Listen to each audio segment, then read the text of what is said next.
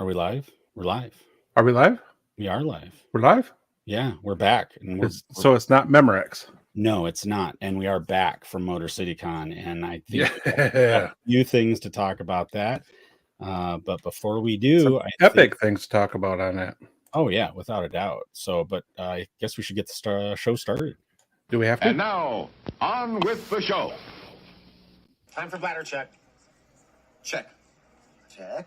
Check. Wait. Screw it. I'm holding it. Time for bladder check. Check. Check. Podcasting, the final audio frontier. Screw it. These are the legends of Brown Squadron. Our computer is picking up a strange signal. Here, sir, you better take a look at it. The ongoing mission? To explore the Star Wars universe and other nerd culture topics. To seek new content and new cantinas, bars, and lounges. To boldly annoy Scruffy by making too many bad jokes. Welcome to the Hyperspace Heroes Podcast.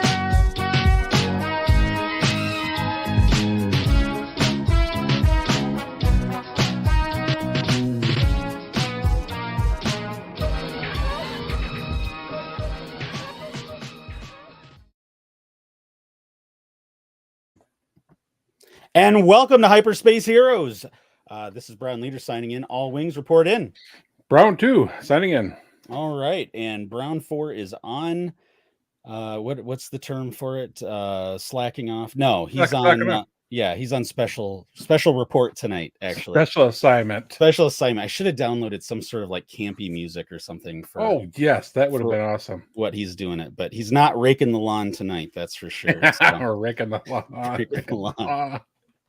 That's gonna be stuck in my head the rest of the night. Thank you. You are welcome. That's what we do here, right? So, welcome to episode 90 of 90? Hyperspace Heroes. Yes, 90. Wow. And it is 115 on the Spotchka scale. So, timeline scale. I don't know. It's Something like that. So, so we're back. We took a break last week, and we are back with a vengeance. We hit up Motor City Con. What was it? 2 weekends ago now?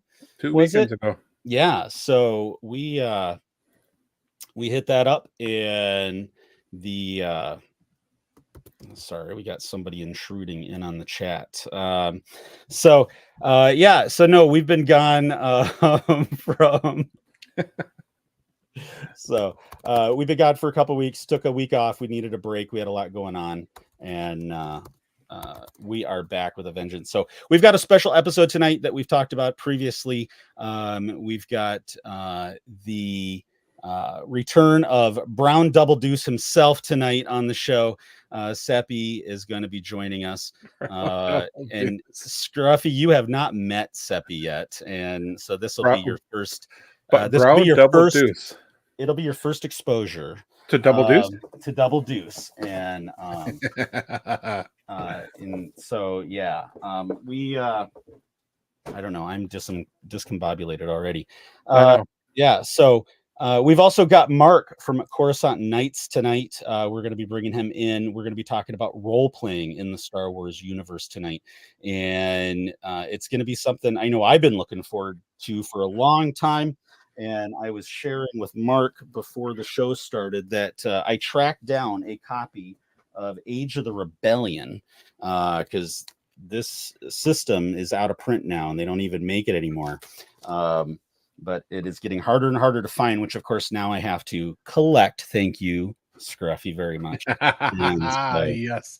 Hey, it's not completely my fault. You got to throw DB under the bus too. Mm-hmm. It is our fault. It is. You are one of us. Unfortunately. All right. Well, let's just think. Someday it'll double in value and be worth half of what you paid for it. Yep, exactly. So, which is okay. So, all right. You know what? Let's bring Seppi in to the show. Welcome, Seppi. Seppi. I'm like, am I in the right place? Like, we're getting of a certain age, Brown Leader. Like, I'm just like happy to be here. I'm like, at any moment, I'm like, right on. Right on. In fact, I just celebrated half a century this past weekend, and Whoa. I know. Yeah, Whoa. whatever. You're Whatever. still a pup in Wookiee years. There you go. Well, and the secret is I'm the pup on this show too. So it's Sadly, yes. Yeah. But welcome back, Seppi. How have you been? Well, it's hard to live up to the title, the Double Deuce. Like, every day I strive, I'm like, can I get a little more corn in the substance? Can I get a little more? Oh wow! All right. I'm sorry, Awesome. Scruffy. Oh, I thought hold back. Brown Leader had. No, he's. You know what? You know what? No, So- he's warned me. He gave me a heads up. I did. Well, and also, Scruffy is the benefactor of my random texts every once in a while, and we work at the same place. And one time he was sitting in his office, and I work in another part of the building, and all of a sudden he got a text that just said, "That's funny. I don't remember eating corn last night." And, What the hell? and that was his response. And I think I sent him the green face emoji with the throw up emoji. I'm like, what's wrong with you, dude? And so I've kind of broken him in a little bit on that Well, style, and we shoot random texts back and forth to each other. We're just like, what's wrong with you? Yeah, things have gone off the rails, and into particularly old, squad leader territory when we're talking about our BMs and on our DMs. So that is, that's. So, and if you had hoped anyone would continue listening, it has all disappeared. Yeah, we're used to it. We gave up on that a long time ago. Yeah, that's good. You do it for Essentially, you. we're just talking to each other now. Yeah, you do it for you. Yeah, you gotta. You got. Yeah, at least you know that two people are entertained. Right, exactly. Absolutely. And that's only half the time. So, so if you listen to the intro, it talks about us making Scruffy cringe with bad jokes all the time. So, Scruffy, are you vulnerable to dad jokes? Good. Oh, he doesn't even know Scruffy. Oh, Scruffy, are you vulnerable to dad No, jokes? we have a whole segment at the end of the show now. Yeah, we have a segment dedicated to see if they can irritate me. Basically, is what it amounts to. Yeah, you should never show weakness around Brown later. Yeah, never do that. I grew up. Oh no, he knows what buttons to push at all times. And that's because I grew up in a group where I had to watch my back, so we were vicious to each other. I don't know. That's probably accurate. It's probably accurate. All right. Let's kind of get the show on the road here. And we have a special guest tonight with us. Mark is going to be joining us from Coruscant Nights. And this is a lovely podcast that Seppi introduced us to the last time he was on.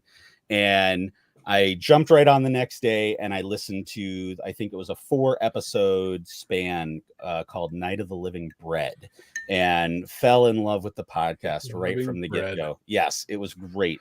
From the surfer Clatoonian to making it into a horror type of anyway, it was cool. So but let's bring Mark into the show here. Mark, welcome to the show. Mark, Hello. welcome. Happy to be here. Excited. Mark, why don't you tell us a little bit about yourself quickly in Coruscant Nights? Well, my Coruscant Nights side, I do Star Wars podcasts and other RPG podcasts. Night of Living Bread, obviously, was last year's Halloween episode. But we've got, 190 episodes out now. We actually just hit 100 this week for the second season. That's awesome. Yeah. So it's a Clone Wars anthology show. Cool. Stories using Fantasy Flight's RPG system, among other systems. We've done a couple other ones. And most sets of episodes are about different characters. It's like Tales from the Cantina or From a Certain Point of View, where we get all these different points of view in an interwoven story. How noir is it generally, Mark? It jumps. We have episodes like Night of the Living Bread, which are not noir, but horror comedy. And then we have episodes that follow Private Eyes and episodes that follow rogue cops taking down gangs, clones going off grid to do what they have to do to bring justice to the lower levels of Coruscant, that sort of thing. I know for a fact that Brown Leader back in the day enjoyed himself some Shadowrun. And the segment where Star Wars meets a Shadowrun type adventure is your noir, your Coruscant Knights noir adventures, where you're half detective, half street samurai, just trying to make it ends meet. Is it credits? Like, what are the Coruscant Knight of this era? What are it's credits? Is it just credits? Yeah, Republic credits, Galactic Imperial credits. Yeah. Oh, okay. Did they have a currency crisis when they switched from 1 to 1? Was there inflation? Some stuff happened. I want to know when they went off of the hyper juice standard, right? Like, you have the gold standard, right? But then when did they go off of the hyper juice standard? Is that somewhere in any of the books? In Bad Batch, we see them transferring their Republic to Imperial, getting their new Imperial credentials, that sort of thing. I don't know that they talk about what the intergalactic money is standardized with. Right. Like, you guys know? I really want to know, is it a freeform banking something? Like, how did Star Wars solve for crypto? Like, they don't have network computers. That's how they solved for it.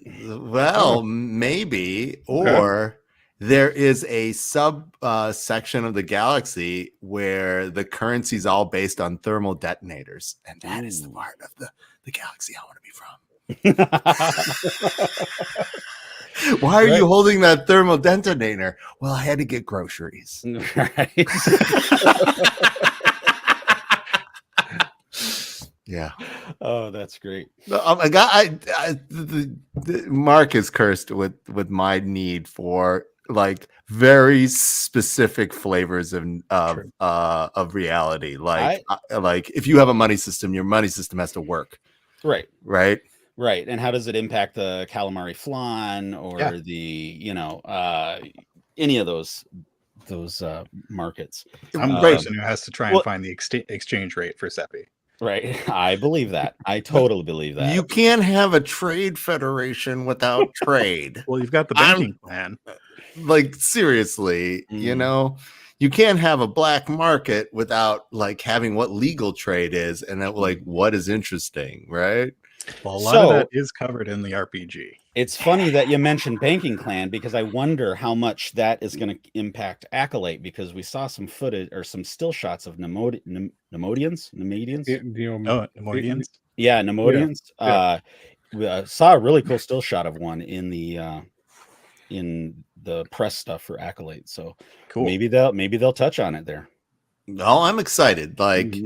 Like you have obviously these people who want to go back to nature and live like savages in weird, communes. Like Yoda obviously wanted to retire to one at the end. We see a lot of that. Is it in Rebels, or which is the show where we see the people who are like farming purple squids or purple shrimp out of bogs? Like Mando. Is that Mandalorian? Like seriously, and how do those people get the hyperspace juice? Like, how many, Mark, go find how many purple shrimp it takes to make one jump to Coruscant from the outer rim. Like, how many shrimp do I need to farm? A lot of shrimp. It's like to make that jump happen. Like, all right. So, I love role-playing games, and I generally try, when I run a D&D campaign, to do about 2 hours of prep to every 1 hour of play.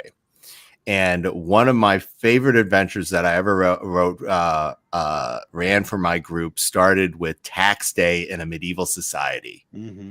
So they were tax collectors, and I got down to how many. I wrote up like I think it is a 42-page document explaining how many pounds of chicken transfer into copper so that the players could figure out how much they needed to be charging the peasants and which peasants were cheating them.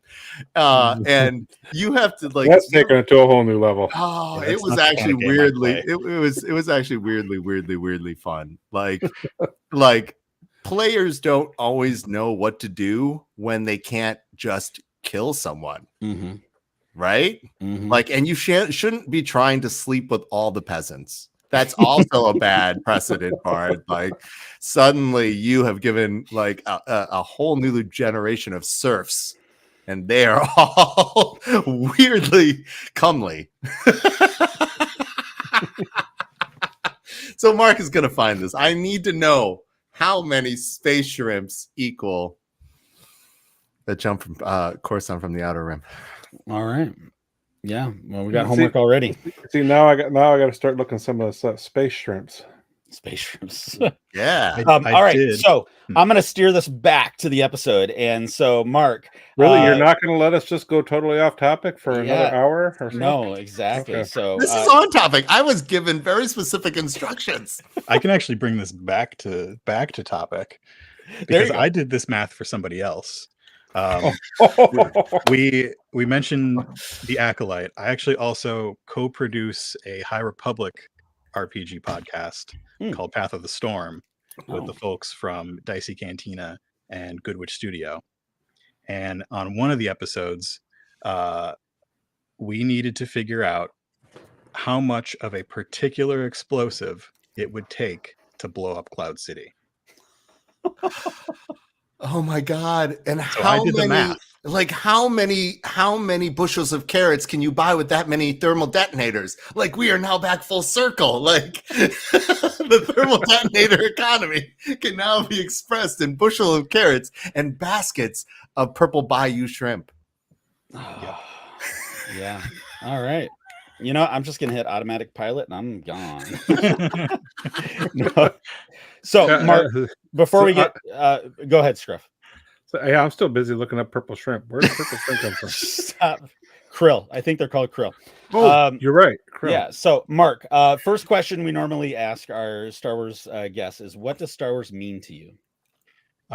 Star Wars is hope and family and great storytelling. I grew up with Star Wars, and like, besides the family messages within pretty much all Star Wars, it was something that my brother and I spent a lot of time with my dad watching. Yeah. That's very interesting, because I think Star Wars is a found family message. Like, what constitutes family? And so I took away, as Brown Leader and I have some history. We understand family. Yeah. The found family. Hey. But you're right. That was pretty much our group, right? Yeah. Well, but you're right. Like, it's a message about family, and I love that. From Luke and his lineage to Luke and the people aboard the Millennium Falcon, the found family of the Rebel Cell and Rebels, the Bad Batch. It's all about family. Yeah, very cool. Very cool. Like Chewbacca and Han are clearly family. Yeah. Right. Scruff, do you want to ask the follow-up? Absolutely. What was your first Star Wars memory? Back on this shelf behind me, I've got the VHS, the original VHS, the 3-box set with like a Stormtrooper, Yoda, and Darth Vader, and the golden VHS of the special edition. I remember the first time my dad popped those movies in and sat my brother and I down. Probably we're 10-ish. I just remember watching those things over and over and over. There's no way those tapes still work. But you still have them. Yeah, Yeah, Oh, course. that's awesome. That's the awesome. important thing, right? That is Right on. awesome. Right on. So let's shift over into, while we've got some free time while Seppi's busy looking for something. Coruscant Nights. Yeah. How did that all come to be? What's the genesis of Coruscant Nights? So in like 2015, 2016, I really wanted to get into role-playing games. I just had this urge as an adult to get into playing games and telling stories again. Because as a kid, we had all these toys, and sometimes people would give us duplicates, and my brother and I, being artists, would paint them and make new characters. That's cool. Would tell stories with these new bounty hunters and Jedi and other characters. There's a precedent with that for the droids, obviously. Like, suddenly slap a different color chrome on a C-3PO and you have a different protocol droid. Sure. You know, Mandalorians, we painted this before Jango Fett. We painted, I remember, a blue Mandalorian somewhere, probably still down in my parents' basement. And I found podcasts that were playing the Star Wars RPG. And I had sort of a break from Star Wars while I was in school, because I guess I was just too busy. I don't know. Something happened between like 2010 and 2015 where I didn't have any Star Wars in my life. And then I found these podcasts and I remembered why I loved it so much. And those introduced me to this system. And I learned to play through those. Can you confirm or deny that your break from the Star Wars has everything to do with the Battle for Endor not becoming canon? No, this was before the Disney acquisition. So this break in Star Wars coincided with no new Star Wars coming out. Oh, it's when people had like Lucas had given up because he had promised us a story. He had promised a story of Darth Vader's origins, and I had waited for 20 years. Mm-hmm. And then I got the high ground, and I was like, I wish I was still waiting. You should revisit this. Just give him a revisit next time you've got Disney Plus. Give him a go. I am like AJ, one of your super fans. I love the Phantom Menace. If I was going to pick any of the not trilogy movies to put forward as a movie that I would watch, it's actually, obviously I skip over the Jar Jar bits and any fish eating any smaller fish. If you skip those two things, the game, the movie becomes way more watchable. Not a Jar Jar fan. Oh my god! But if you guys are all deep Star Wars aficionados, like, Darth Maul's story is amazing as it plays out in the animated series. Like, absolutely, I would argue, as far as characters, character depth, and character evolution in all of Star Wars media, maybe not books because books are more nuanced, the Darth Maul has the most interesting and compelling character development. I agree. Absolutely. I think he's definitely a top tier villain for me. And I was kind of, he's a villain? What? Yeah. I was hoping they would, do a solo too, and maybe we'd get a little taste of Crimson Dawn, and get to see that part of his story as well. That would have been cool. Mm-hmm. But yeah, if I could get anything, that's what I would want to see. Yeah. Mark, go ahead. That sort of story is also kind of what inspired Coruscant Nights. We know Darth Maul's story from beginning to end, skipping the little bit of what happened after Solo, but no one other character does. We get that story through the perspective of multiple characters, which I think is super cool. Like, no one character saw Darth Maul in the Naboo Palace and then saw, well, I guess one character did, but saw Maul on Tatooine at the end. But there's still chunks missing from Obi-Wan's perspective. Plus Force Wolves. We know that the Force Wolves are watching him because the Force Wolves are always watching. Mm-hmm. Always. His duel with Obi-Wan at the end in Rebels, I think, is one of my top 3 duels. Yeah. In Star Wars, just the simplicity, the very samurai-esque style. It was a quick fight. It was over. They made their moves and they were done. And but also the emotion and story that like all that build up for it too makes it even better. It is super on point for somebody who was a professional combatant to look for a reason to live and then eventually look for a reason to be done. And it's crazy if you look at how ambitious that is for a kid's animated something. Like, yeah, it's crazy. It's crazy. Yeah. It's a kids show, right? It's a kids show. It's so good. It is so good. Yeah, and Star Wars animation has really, if there's top tier storytelling. I mean, it really is. And Matt from Yubcast, a friend of ours, they do nothing but Star Wars animation on their pod, and he's always reminding us just how expansive they can take the story, because you can go from planet to planet so much easier in animation and expand that galaxy. Yeah, but it is very, very, very, very important to warn people that not all Clone Wars episodes are for them. Sure. That they like, if you face tank it because of chronological order, you are gonna hate your life a little bit, and you're gonna turn off potential fans. Like I'm waiting for Disney Plus to come back around. I'm currently on HBO and catching up on things because I needed to see Our Flag Means Death. Finish that up. But Ahsoka is for me because I've done the homework.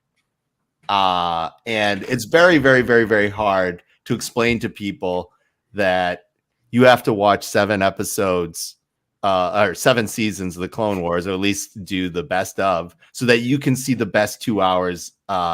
Potentially, what I would argue is like definitely top 3 2 hours in Star Wars. Like the end of the Clone Wars, that is crazy. It's like, and Mark did not warn me about this. He was a very bad friend. Keep getting reminded. He was a very bad friend. I didn't give you the right thing to look forward to. I was like, oh my god, like what? I was like, like seriously, my hair has gone gray, but it was less gray before I realized, oh my god, this story. So, and that's despite the Martez sisters. So. I was waiting for that to come up. Somebody's going to bring up the Martez. DB's not here, so somebody had to bring it up. Yes. Right. Thanks for not letting me down. You got it. No problem. Okay. This is my broken record track that we always come back to whenever Star Wars gets mentioned. Mark and I always talk about this because I will evangelize for this. I will make this argument almost every time. Because I think it's worth it. It is. Oh, those final 4 episodes, phenomenal. Just Absolutely. Phenomenal. Yeah. I mean, top tier Star Wars for sure. Okay, so back to role playing. Did we get sidetracked again? Yeah, we did. No, this is so important for role playing because it's those moments that you're looking for, and those long story form, like the thing that you can't just blast your way out of. Is the reason that Darth Maul's storytelling is so interesting, and Ahsoka's growing up and transitioning, and so it's the stuff you cannot late savor to death. Like everybody loves a Rancor, but like seriously, no scene with a Rancor is nearly as interesting. I need a Danny Trejo spin-off story. So bad. A Rancor keeper. I do. Machete as a Rancor keeper. Yes. I mean, who doesn't want a side story of that? Just do a standalone episode. Just, I just want to see what he does. And I think that would be very cool. Again, kind of delving into those little nuances in the, Question. Yes. Are Rancors native to Tatooine? Good question. Now Scruffy's going to be diving into Wikipedia to find out. No, they are not. They used to be native to Dathomir. Yes, Dathomir. Oh, I love you guys so much. You know the answers to these questions, the burning questions that I need. I love it so much. A wealth of information here. What was that? There is a Rancor. It was in footage they did not use for the Clone Wars movie when they are on Teth trying to rescue that little when they're trying to rescue Stinky. And there's actually scenes that were cut, and Asajj, Obi-Wan, Ahsoka, or no, Anakin, not Obi-Wan, and then Stinky fall into this pit, and there is a different type of Rancor. It's actually like a cross between, like, I think, what was it, a turtle and a Rancor or something like that. Did they resurrect that for Fallen Order? They may have. I've never seen that. Yeah. I do know that there is an alternate Rancor in one of the Jedi games. Yeah. All right. Since the human brain is a narrative engine, and I've already forgotten the planet that the Rancor is from, when you say a planet name, you must give me something it's famous for. So that I can... The Night Sisters. Night Sisters. Oh, the Night Sisters. Ride Rancors back in Legends canon. Yeah. Yeah. Oh, that's so good. Okay. And what's We that could just- planet's name? What's that planet's name? Dathomir. Dathomir. Yeah. Mm-hmm. Is where the Night Sisters are from, or is that just where they decide to ride Rancors? That's where they're from. Where they're from. Yep. In this, that's where Maul is from. Yeah, in this galaxy. In this galaxy, and that's even under that can even be debatable now because of Ahsoka. Maul is. Oh no spoilers! Dathomir, I'm excited. Yep. Oh, yeah. I've been thinking about this specifically because of the character. Mark said, "Hey, who do you want to be if you wanted to generate a character?" And I figured out who I wanted to be. Mark and I started it, and then are you changing your mind now? Do you want to be a Night Sister? No. Okay. I still want to be this, but I want them to have tried to integrate Night Sister DNA into this clone. We'll talk about it. That's awesome. Okay, I was looking for are the Night Sisters considered Force Awakened powers? Yeah, they use the Force. They see it differently. Mm-hmm. They see it differently. Yeah. Okay. So this is a really good segue. So let's actually get into the role-playing system that you use for Coruscant Nights, and then maybe we'll get into some character generation. Sure. So this Star Wars RPG from Fantasy Flight Games, now from Edge Studios, is three role-playing games that all tie in together. So there's Force and Destiny, where you play, obviously, Force-sensitive characters. There's Age of Rebellion, where you play rebels, that sort of thing. You can also like tweak it a little bit and play Imperials, just any sort of action fighting force. And then there is Edge of the Empire, which was the first one they developed, and is you play Scum and Villainy. So earlier you said that these were out of print. They're actually just very, very hard to find. There was a whole licensing thing. Okay. Fantasy Flight likes to move their properties around a lot, and they moved this game during the pandemic to a small studio that I think is in France. Ooh la la. And the licensing switch has not been easy, from what I hear. There have been reprints within the past year of a bunch of the books, though, so they are still able to be found. But you mean they're still being produced? They are still being produced. They're just kind of hard to find. Okay. The print runs are small and remote. Yeah. But it's getting translated in other languages, which is exciting for a lot of people. What? That's right. So in this game, if you know RPGs, you probably know all the dice from D&D, D20s, D10s, D6s, all that sort of stuff. This game still has many-sided dice, but they look different. Mm-hmm. So instead of having numbers on them, they have icons on them, which is the part that stumbles people the most. You're an icon. Thank you. Scruffy, So- I'm going to make a lot more sense to you after this episode. Yes, you are. Yes, you are. I can. You're gonna hear all these behaviors. I'm making connections already. You're like, where did these behaviors come from? Where is this tribe of feral Gen X people where this is their language? Yep. Mm-hmm.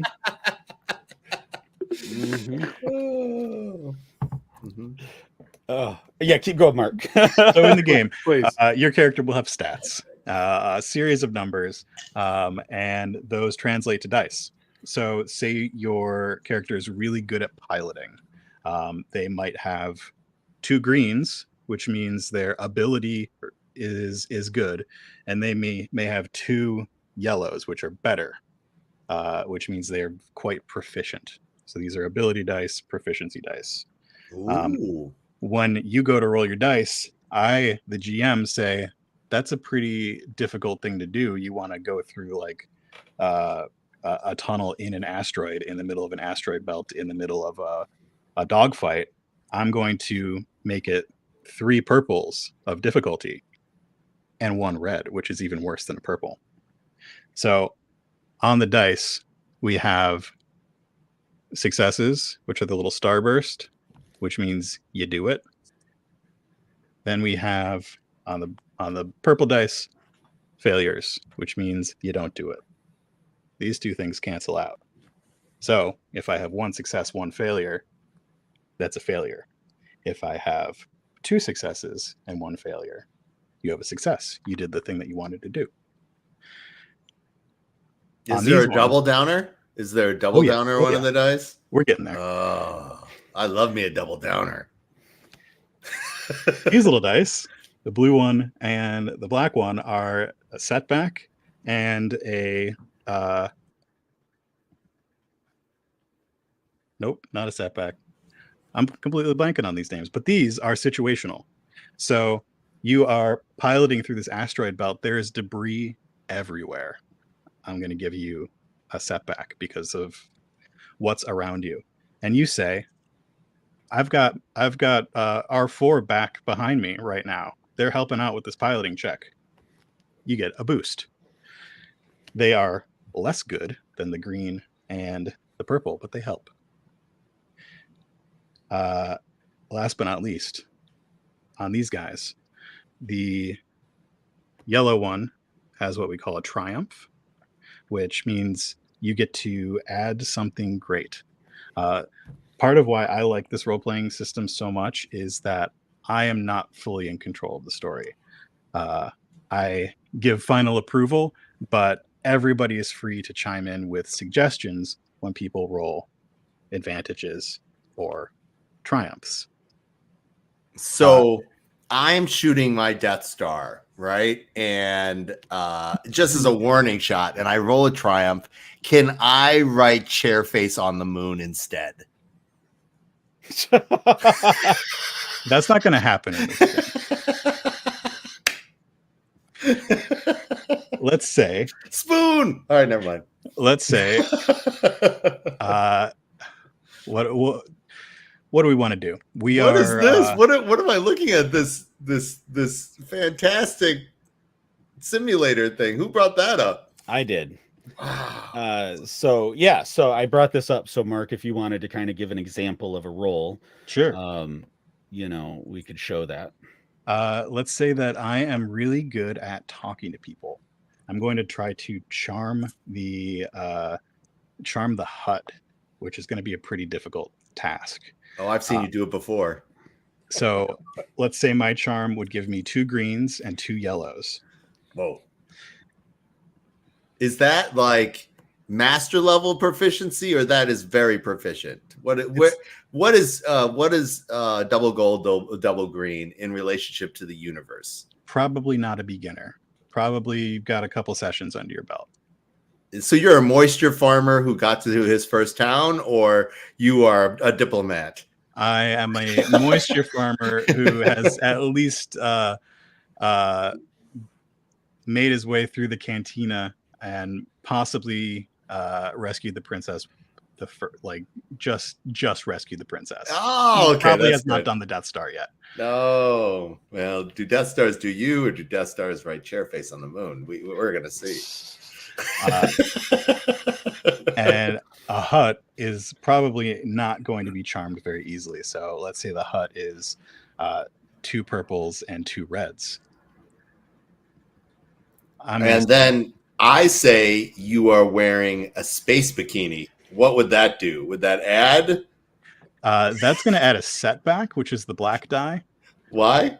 Because I don't know that the Hutt's into me in a space bikini. Are you sure? I think the Hutts are into anybody in the space bikini. I'm pretty sure. Anybody in a space bikini. It's the space bikini they actually like. Did you see who their little sidekick is? I'm going to call you Hutt Slayer Mark. I'm going to say I know where Han Solo is. So I'm going to say that GM, will you please give me a blue die, because I tell the Hutt I've got this great information. So now if we roll the dice, we get a bunch of symbols on the dice, which turn into 2 successes and 3 advantages. So I charm the Hutt, and then I suggest that maybe because what I'm trying to do here is get my friends into the palace, the 3 advantages. I've got 3 friends. Let's get them all in here. Ooh. And the GM says, yeah, that's a really bad way to spend advantages. Let's do it. That seems like a waste. Are advantages a big deal then?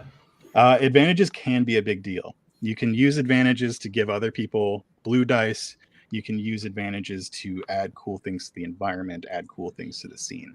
So there are both narrative and mechanical ways to use all of the things that you roll. Nice. And I think that's what I enjoy when I'm listening to Coruscant Nights, because I'll hear you guys talk about the dice, and and then you guys roll them. And by the way, this is what we have up on the screen is something you had sent to me, Mark. It's rpgsessions.com. Yeah, they're great. It's a great free source. You just have to do an account. It's a free source.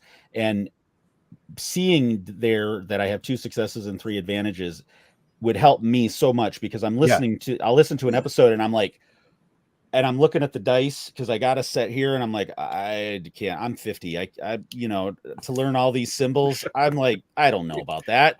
And so the fact that you can see it on the screen there is a nice Brown Leader is advantage. Newly 50. He's trying 50 on, just for the record. He's trying 50 on. Yeah, exactly. But the rest of us have been in it for a little while. And I got the Age of Rebellion book, and I was flipping through it ahead of this, for the last month, kind of looking through it before this episode, and it was just there's so much in depth. When I was 18 or playing with Seppi when I was 16, probably would have absorbed it in 2 weeks. Now having a site like this is a great advantage, and it also helps explain and that's the final point I'm getting to, is hearing when somebody rolls advantages and how that changes the story, or how many triumphs they have or how many failures they have, and how you steer the story based on that, or the player steers the story sometimes as well, is what kind of makes as a listener, the storytelling fun. You have something in your hand. Why did you put it away? I was excited. I meanwhile have absorbed 40 of these books completely. All right, then you will be able to answer my question. Now, how many advantages would it take to get me enough hyperspace juice to go from the outer rim to Coruscant? Well, if you rolled the dice specifically to go from the outer rim to Coruscant, you would do it with successes flat. If you rolled advantages or a triumph, you could find a shortcut. You could boost your systems. You can make it go faster. But we burn juice. I need to know how much juice. Seppi, we're not going to track the juice. I'm sorry. The juice is loose. You will notice. By the way, RPG sessions is great for both GMs and players. You can have your sheets. You can have a table where you roll your dice. Just a great plug for them, because I use them extensively. It's really great. you'll notice that there's one more die, the white die. It's the force die. The all important aspect of Star Wars is when you roll a force die, you get a number of results of light and dark side, and you then have the choice of whether you'd like to use them or not. Whoa. Yep. That's pretty sweet. Force die is exclusive to force sensitive characters, but we use it at the beginning of the game to roll what is called the destiny pool, which it's an economy that we flip back and forth to make good things happen or bad things happen. Very cool. Very cool. Okay, next part. Keep going. Keep going, Mark. What else we got? So, there are probably 40 different careers that you can choose from. All of them have varying levels of skill and different things. When you choose one, they come with a tree filled with talents, game-breaking abilities that some of them are just really, really fun. Some of them are really cool and thematic, like there's a gambler, which gets very meta, and they actually mess with the dice themselves. Like you can just flip a die over after you roll it and stuff like that. A lot of them have built-in force abilities. There are some lightsaber trees that you, if you get them, you can do all your good Jedi stuff, like reflect blaster bolts and that sort of thing. So, you got a question, Seppi? I always got a question. I always have a question. So, have any of you played Backpack Hero or Backpack Battles? Mm-mm. Okay. That is a game on Steam. They're indie. And what happens in these games, they are sort of turn-based, and usually they're either against the machine or against other people, but they're auto battlers. So all you do is fill up your backpack with as many things as you can, and how those things go off during the battle, you control not at all. But it is basically like weaponizing Tetris for storage space. And so my question to you is, which Star Wars techs are bigger on the inside? Which Star Wars what? Techs. Like technologies. Which Star Wars technologies are bigger on the inside? They don't really play with space like that. They don't? Whatever the device that Hu Yang arrived in, because in there's a novel they talk about Hu Yang's origins, and he arrived in a blue box. Okay. And Great, is also voiced by David Tennant. Voiced by David Tennant. Yep. And that's actually, I think it's in, I want to say Brotherhood. Okay. Oh, so that's the only instance. It's a pseudo crossover item. Okay, so this is a good question for me. All right. So until recently, there was no time shenanigans in Star Wars, right? Right? Am I correct or incorrect? Yep. Right? Yep. No spatial folding in Star Wars. What Right. else is not on? But like, what technologies that you will see readily in either other science fiction genres? Because I was talking to Mark about this. Like, are there psychics that are not force like what flavor of powers end up in this kind of stuff, right? And the answer is sort of, kind of. Sort of, kind of, right? The sisters are psychic or witches or both. Well, more or they're less. force sensitive, but like Pulse Mossens can speak mind to mind. A couple of different bug species can speak mind to mind to other bugs. Other bugs, and we don't know if that's just a pheromone thing or whatever it is. But yeah, so like as you are all experts of what is in, can you also tell me what is out? Like things that are standard, or do we have multiple dimensions going on now where there's three Death Star explosion areas? Well, no. Hyperspace is a different dimension. It is like, but I'm talking about like quantum multi-dimensional. That's out. Split timelines, no. Yeah, split timelines is out. Most time shenanigans are out.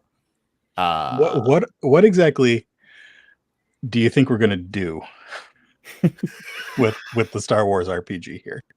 I like boundaries, Mark. I like boundaries. Please tell me what is in play and what is not in play, because everything inside that line, I am going to color right up to the edge. That's true. Yeah, I All love right, it. so we were talking about making characters, and what I have in mind is very small in the scale of the universe. Right. So if there were quantum fluctuations, you wouldn't run into them. Okay. No. So is there getting really tiny? Like, No. Are there stories about people getting really tiny? No, we're not doing Ant-Man. I said no quantum. No quantum. Okay. You mean nobodies, not size differentials. Very small story. If one of you wants to play an Ewok, that's fine. Ooh. Can we do the Battle of Endor and make it canon again? I don't know. Well, Scruffy and I were talking, and I was wondering if there is such a thing as a midget albino Wookiee that one of us could play. It sounds like an albino Ewok. So I mean, you want to be what was Chewie's grandpa's name? Itchy. Itchy. Yeah. No. I hate myself that I know that, but we were just laughing about that when we were talking about character creation. We're like, what would a midget albino Wookiee look like? And is that an Ewok? Not an Ewok. It's not an Ewok because the proportions would be different. Somewhere between Lumpy and Itchy. Yeah, there you go. Right. So with characters, Mark, there's kind of some basic stats, right? That characters have. And so our top row here with brawn, agility, intellect, those initially are all based on what species you choose.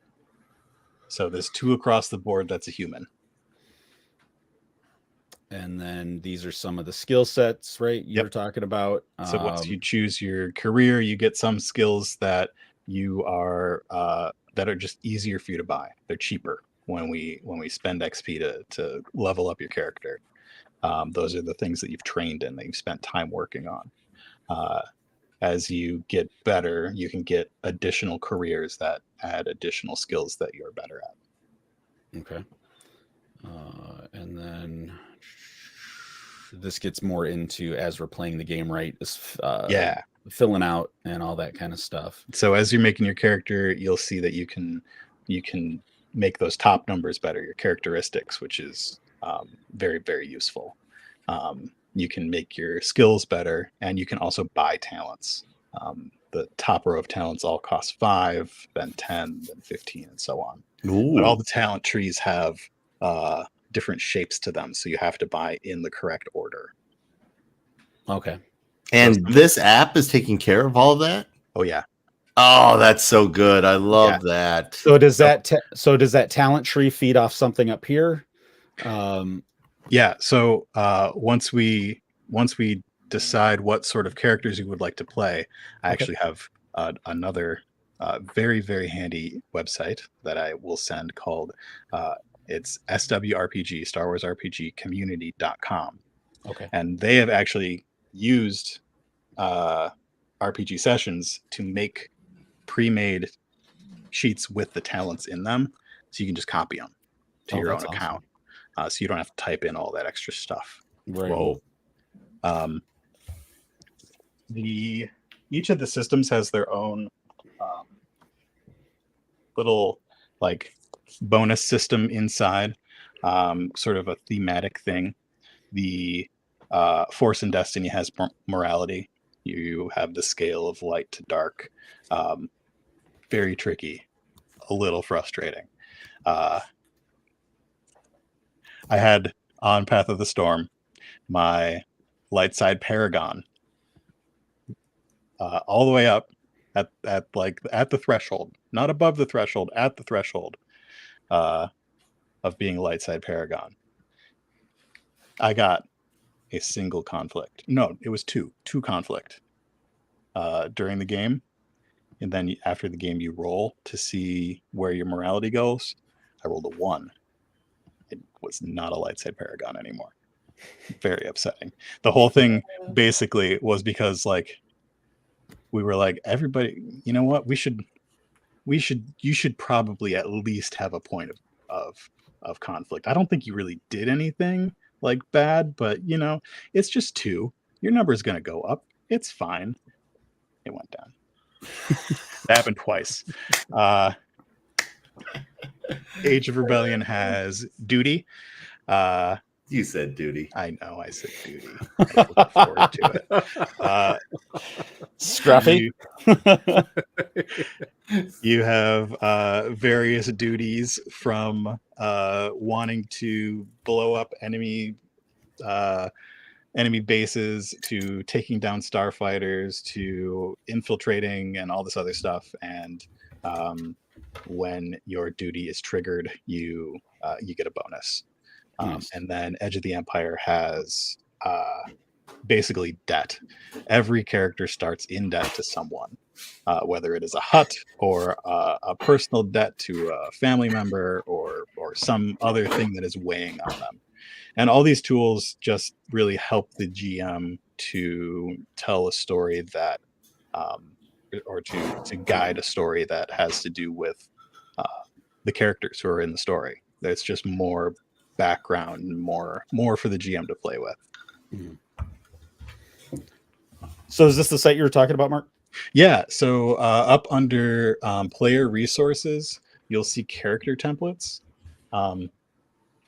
And basically, a few very generous people have put their time into making templates for all of the different types of characters that you can be. All 40. It's more than 40. Oh no, there are a ton, which I'll help you with because there are a ton. Yes, there are. Okay, so what? Let's actually start a character. So sure. What age or what? Which of the 3 you were talking about? Probably Age of Rebellion, right? Yeah, but it actually doesn't matter. Okay. Did you have a character in mind?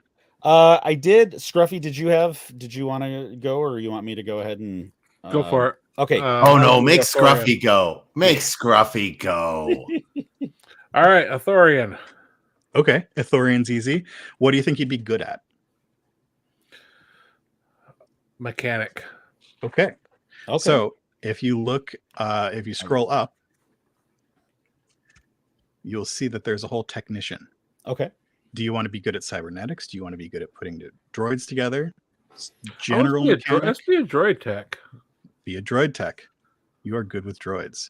So if we click that, it'll bring up a sheet on RPG sessions, and you can hit clone up at the top, and it'll be your sheet now. Let's do it. Nice. Do it. Do it. Do it. Anybody else have a concept? Yeah, so I actually have. I'm not sure what species. I wanted to get your thoughts on it, but I kind of have a backstory. Okay. And I was kind of flipping between either Mandalorian. No surprise, there's Scruffy, right? Yeah, no, not at all. Bothan or a what is it? A Shistavanian? Oh yeah, Shistavanan. Yeah. And the backstory was all 3 hairy choices. Yep. Right, exactly. I missed that. Yeah. So the backstory was that we were kind of modeling this after our call signs on the show. You know, Scruffy. I go by Brown Leader, but my call sign is Mudhorn. And the backstory was that I grew up on Arvalis 6, which is there was a colony on Arvalis 6, and a small colony of what species I don't know yet. And I grew up as like a trader, so I had experience with going off planet to trade to get supplies for the colony, but also dealing with the black market. And in this colony, there's a rite of passage where either the young adults will go over either as a group or solo, will go over to the next planet over, which is Arvalis 7, which is where we know Arvalis 7 from Mandalorian, which is where Mando goes to find Grogu and ends up fighting the Mudhorn. Okay. And so the backstory was that I was actually not on my quest. I was going over to Arvalis 7 to trade with the Jawas that were there, and in the process stumbled into a Mudhorn den, and through some mishaps ended up killing the beast, and then got back and was championed to hero because I brought back a lot of the meat and it fed the colony for a few months, and that was my rite of passage, and therefore the nickname Mudhorn. Okay. I could see a bunch of different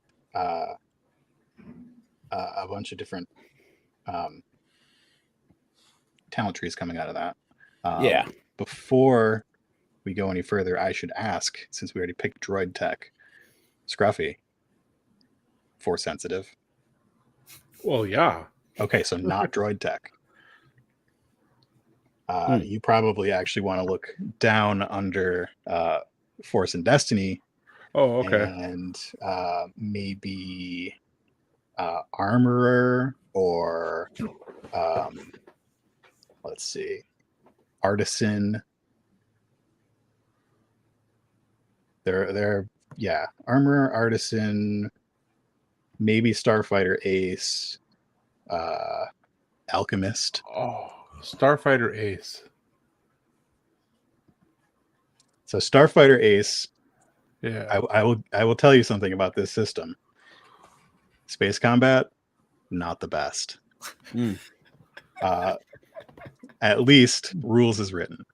Well, so we're he might have gone to that one naturally only because of the fact that we are Brown Squadron, and that's our niche with the podcast, and we are our niche was our kind of our backstory is we're the dispossessed squadron from Alderaan. And so that's why we don't have a home anymore, and we go from cantina to bar to lounge, telling stories of the good old days. Well, maybe we want to build that into our future backstory. Yes, because I had some ideas, because we had talked about a squadron thing, or a start to the squadron. Yes. So my ideas actually have to do with a start to the squadron. That'd be awesome. Yeah.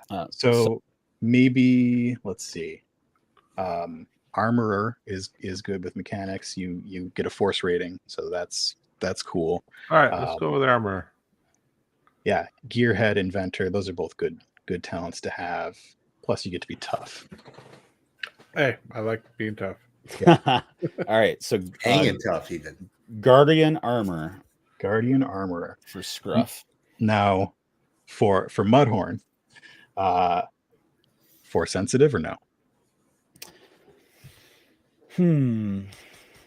I can't believe you got to think about this one. I hadn't thought that far. Yeah, sure, why not? All right, absolutely. We're building a slightly different campaign than I thought we were, but this is gonna be great. So we're building a campaign. What? Maybe we'll see what happens here. Yeah, you haven't heard, Tuppy? No, you're committing to a game or two. Okay. So maybe hunter, pathfinder. What else we got? I don't know how sneaky you are, but shadow is always cool. Warden might also be cool. Guardian Warden. Those are all sort of outdoorsy travelers. And like, which one would be kind of the where you bring in like maybe a little bit of the smuggler aspect or the trader kind of aspect? Let's see.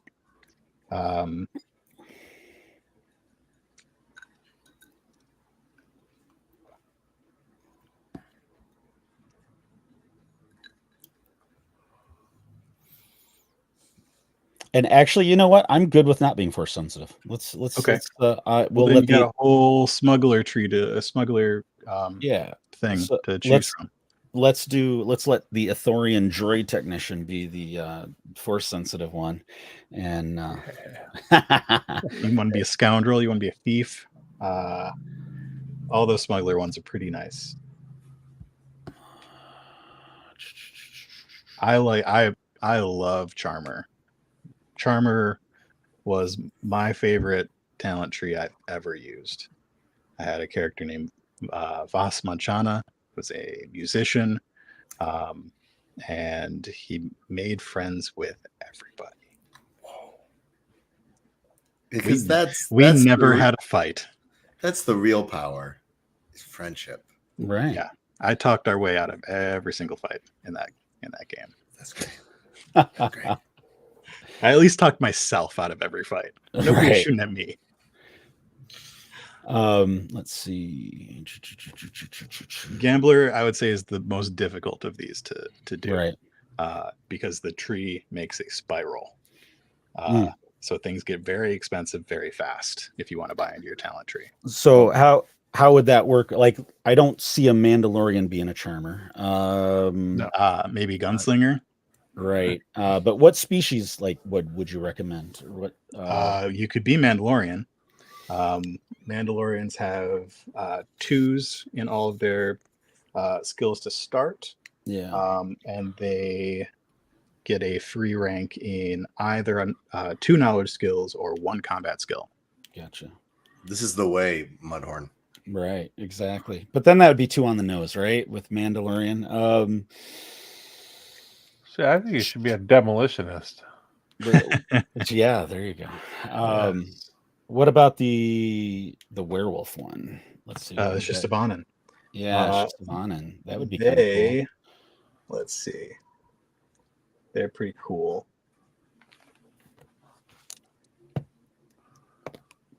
So they are good at agility. Their high stats are agility and intellect. Oh. Their low stats are willpower and presence. They That sounds like Seppi. When What you get did in a we fight, say about the truth, Brown Leader? Nobody wants to hear it. Right on. when you get in a fight, depending on whether you know the fight is coming, you're either rolling the skills vigilance or cool. If you know the fight's coming, you're rolling your cool. You're trying to stand your ground. You're so cool. Well, let's do the Shistavanian. Yeah. And then based on that backstory, what archetype or template would you? So he's a trader. He does do stuff with the black market. The Mudhorn thing was kind of an accident before. Okay, it's scoundrel. One of your first talents is black market contracts or contacts. Oh. Yeah. Since we mentioned true romance now, I feel like I want to be Floyd. He smoked the second page of the letter. What do you got in mind, Seppi? You changing your character idea? No. I was obsessed with how the clones are named. So the squadron from Bad Batch are what, 99? Clone Squad Force 99? Clone Force 99. Clone Force 99. Okay. So they're Clone Force 99. And I like the idea that Omega, who ends up joining them, all their names are, Hunter. So they're all their jobs plus Omega. I like the idea that female clones all had Greek numbers. And so Omega is not just the last clone, she's the last female clone. So there was an alpha, a beta, a gamma, an omicron, and they were all trying different things. And I like the idea that alpha was one of the first clones because they thought maybe making female clones will make them easier to control. And they were horribly, horribly wrong. Seppi, have you watched the final season of Bad Batch? Not yet, no. Okay.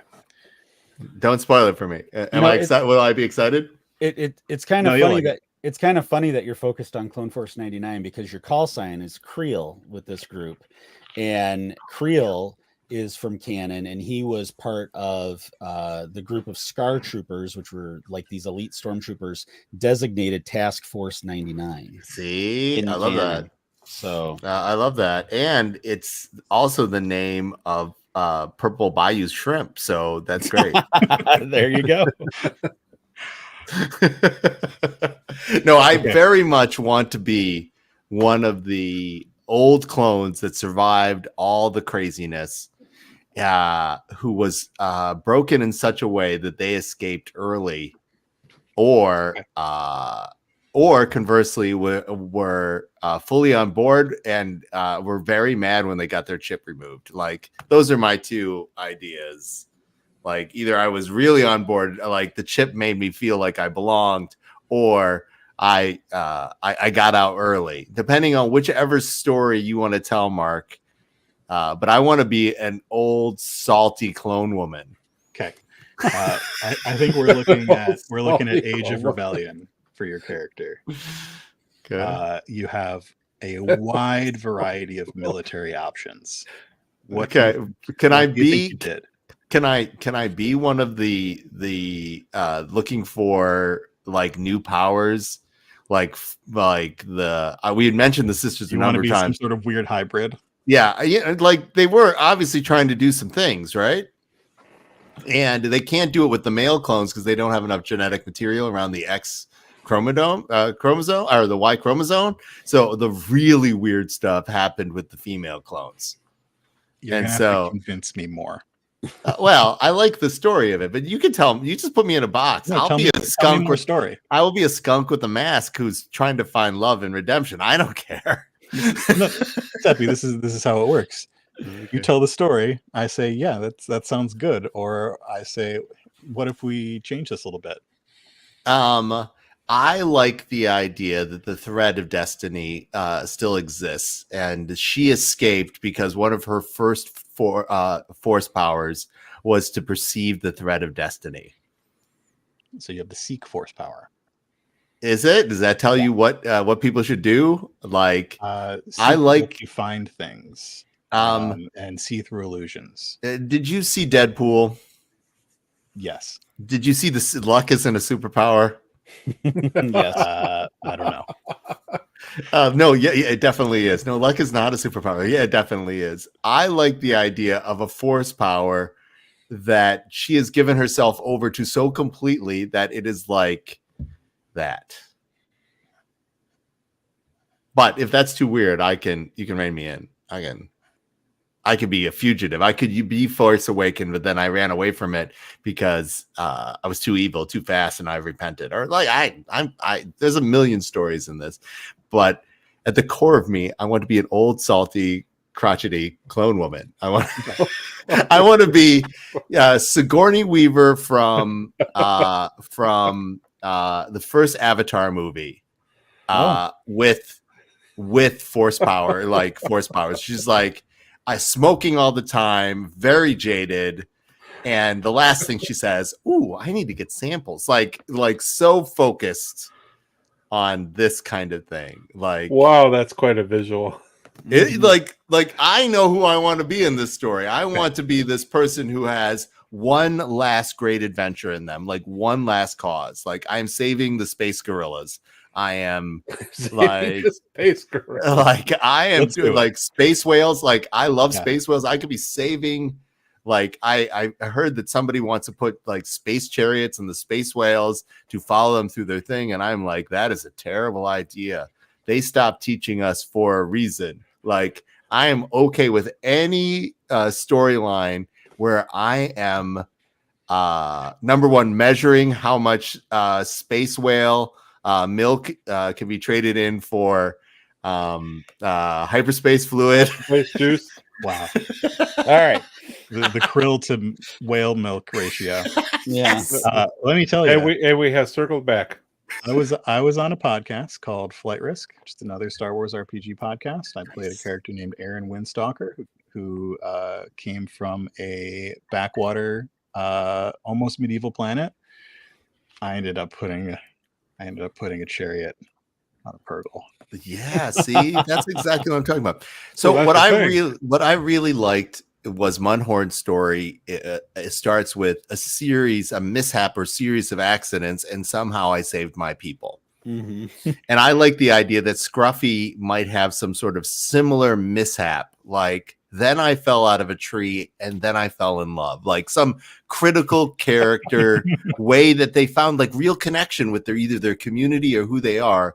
They realized like solo adventuring was not as important as this critical moment, this seeming accident that brought them together with their community or significant other. And so I love this idea that I am somehow stumbled into gathering these kinds of fruits and nuts for my Pop-Tart of destiny. Okay, so you've mentioned nature things a couple times. Is that a direction you would like to go? You mentioned the whales, the gorillas, those are examples of causes. I could easily do this for droids that have become force sensitive or awake. Like the droid movement, I could help droids escape who are sentient, who no longer want to be slaves. Like I could easily. It's the idea of one last rodeo and one last bringing people together. That I'm really interested in a story that is bringing people together and raising awareness on what a Star Wars story can be. So you're the robot or the droid version of Lando's droid? A little radical. Yeah. A little radical. Yeah, what was that droid's name? L3. You mean the hyperdrive, like the hyperdrive navigator on the Millennium Falcon? Is that what you're talking about? Yeah, before she became stuck to the Millennium Falcon permanently. Yeah, like that's the spirit of the Millennium Falcon. I'm really looking for non-Skywalker badass female figures who are there because what they're willing to sacrifice and what their vision is, rather than they're good with a blaster. So, from what you're saying, I hear the Guardian, Peacekeeper, Protector, Warden, or War Leader. Those ones are going to have some of the social skills and some of the fighting skills. Those are the ones that can lead a party or do their own thing. Is there a general diplomat, or is there like a tactician sort of like that kind of like, is there a skill that boosts other people being better at shooting, fighting, teacher, fleeing? Like you want to be teacher? Yeah. Teacher sage. What's the difference between a teacher, a sage, or a disciple? So sage or an arbiter. These consulars are now exciting to me. Yeah. So Sage has charm, leadership, and negotiation as social skills. And then general skills are not a whole lot. A Sage is going to be good with research, good with knowledge stuff generally, and talking to people. An arbiter is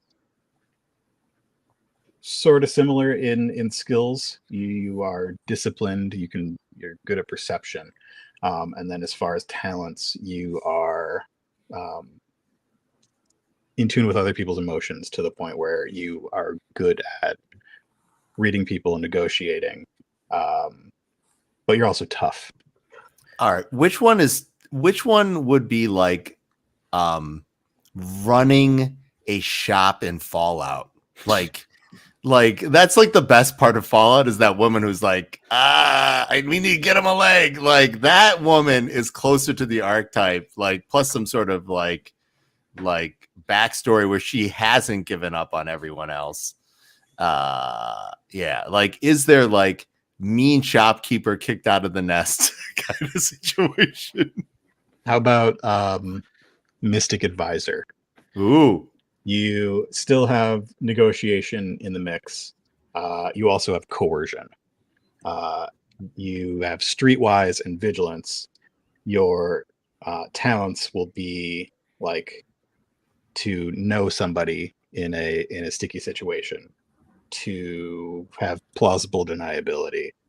You'd be a smooth talker. That's I think you found. Like, what's the difference between like an advisor, an alchemist, and a magus? So, an alchemist is going to be able to create weird things and also heal people.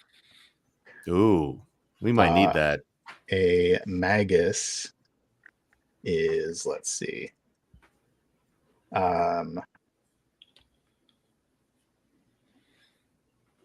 Magus is more concerned with healing themselves. Because we have a tank. We made Scruffy be tough, right? And then we have ourselves like a stabby stab or a shooty shoot. And so I always fall into the realm of let's patch them up and like bring them all together. Does anybody, which jives more with any of the story elements that I've been talking about? Well, let's keep Magus and Advisor and Alchemist right over here. Yeah, and let's talk about how your characters might have met. Ooh. Wow. Because I will say that you are getting dropped into a mission, whether that is a mission for the rebellion or for yourselves. We can discuss, but you're going to get dropped in to a mission. So as another part of my story, the reason I left the colony was I was on a supply run and I was coming back to the colony. And part of the history of Arvalis 6 is that the Imperials came in and turned it into a mining pit, basically. And so my colony feel about that? Pretty ticked. The came back and the colony was destroyed. And the Imperials were moving in, so I whipped around and used what krill I had left for a hyper jump and and got the heck out of there.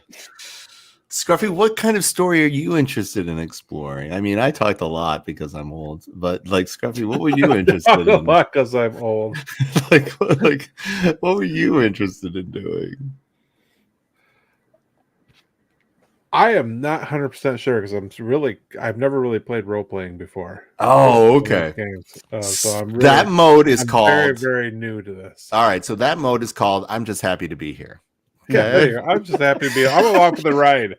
I'm just along for the ride. And you should play a character who's also really just like constantly present, but not interested in leading the charge on decisions. That like first timers should either be one of two things: either very much interested in let's go do this thing, and then everybody just follows the first timer, or they should be like, hey, yeah, I'm on board. And at some point we will have to work Droid Beta in this as well, and he couldn't make it tonight, but he does have some role playing experience in his past. So, but yeah, like the consummate. I'm just happy to be here. I'm going to go along with that idea as obviously Chewie. Mm-hmm. Like he's always on board. So I could still be the albino midget Wookiee.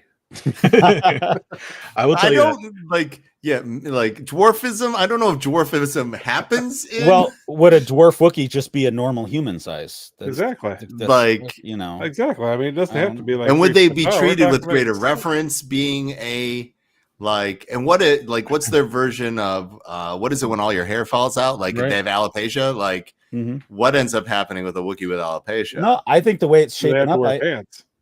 yeah. Do they? Do they? Do they? Yeah, I think just being the Ithorian, he'll be the Ithorian Chewie in the Yeah. crew. And Ithorians are great because you have a special skill. mhm. You can bellow. Do you remember in Oh yeah, the original Clone Wars that Jedi? the Kennedy Clone Wars. Yeah. Yep. You get to do that. And that's why I wanted it. Okay, that's amazing. Brown Leader seems to have an agenda, so I will acquiesce to and fit my story in anywhere that Brown Leader wants to make. Yeah, like I am like Mercury. I will fit in my madness anywhere. People will put in hats. Like, So- it's easy for me. We could change the story. Could be that is either the Imperials went in and started mining, or they had some sort of corporation go in fast. Like in what was it in Andor? There was that company in Andor. It could be that kind of a situation, and they're acting. My favorite mining situation was space whales. What episode was this? The space whales had to stop, and they juiced up on that gas. Yeah, with the yellow. Were there yellow TIE fighters in that one? No, that was the one where they were stealing the Y-wings. Yes. Yeah. Yes. Like, we could be a mining guild. Yeah, we could be the mining guild as a extension of the Imperial, and them being evil, and them destroying one of the habitats, or trying to create a fake habitat to entice the space whales. Right? They're trying to see, like, doing experiments to try to lure the space whales into new habitats. So I came back to Avril 6, saw the devastation. One of their patrol ships started chasing me. I was computing the jump to hyperspace. They hit my engines as I went into hyperspace, so now I come out of hyperspace and the ship's damaged, and I end up having to ditch somewhere, and that can be a way that That's perfect. run into the other guys. Are we going to go back to his planet? Are they really terraforming that planet, trying to make a trap for the space whales? Because I love me some space whales. Can we make a space whale related I adventure? don't know that there are going to be any space whales in this adventure. Oh, okay. Then I need to pick a different cause. Help me pick my cause, Mark. But yeah, I could end up crashing or ditching somewhere, some small place, or maybe even landing at a spaceport in some small remote out of the way area, Dantooine. and Dantooine or something, looking for somebody to help me repair the ship, and I find an Ithorian mechanic. I could be very interested in halting or reversing clone aging. Right? I'm very interested in my siblings and trying to make that happen. Alchemist. Yeah. Well, you said something about being a shopkeeper or something, and maybe you're on Dantooine as well with Our clone do clones breed normally with other species? Yes. We see a clone Twi'lek hybrid. yes. Did they have to do any shenanigans to make that happen? What do we know about crossbreeding species in Star Wars? You guys are the super We nerds. know exactly that it happens. That it happens. And do we assume like they have a geneticist involved helping No. this happen? No. Nope, because we've seen it happen on a backwater planet in the middle of nowhere That doesn't mean there wasn't a geneticist involved. with a rogue clone who does not want to be found out. Right. Maybe that rogue clone was part of my squad and a geneticist. Black market geneticist. Yeah, like black market geneticist. Now we're talking. Like, I like the idea that I'm going out there and trying to help clones live their best life. Like, Yeah, I same would rights. would love to have stopped by this person's and like, I want to have a kid, and I help them have a kid. That is a very Blade Runner helping Roy kind of story. I love that. Do you want to do healer? I I could be. No, I like the idea of altering it based on what the person wants. Like, they didn't get a choice of how they were born and what they were born into, and it speaks really highly into today's like socioeconomic like stop picking on trans and non-binary people. I like a story that allows people to see reality from a sci-fi lens. I love that.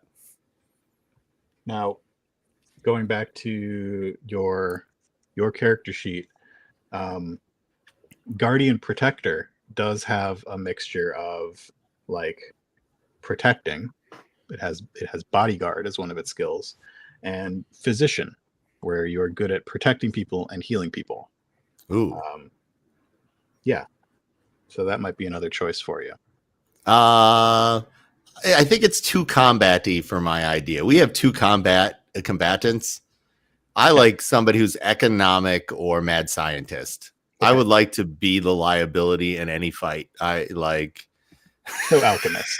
You want to be the alchemist. All right. I want to be an alchemist.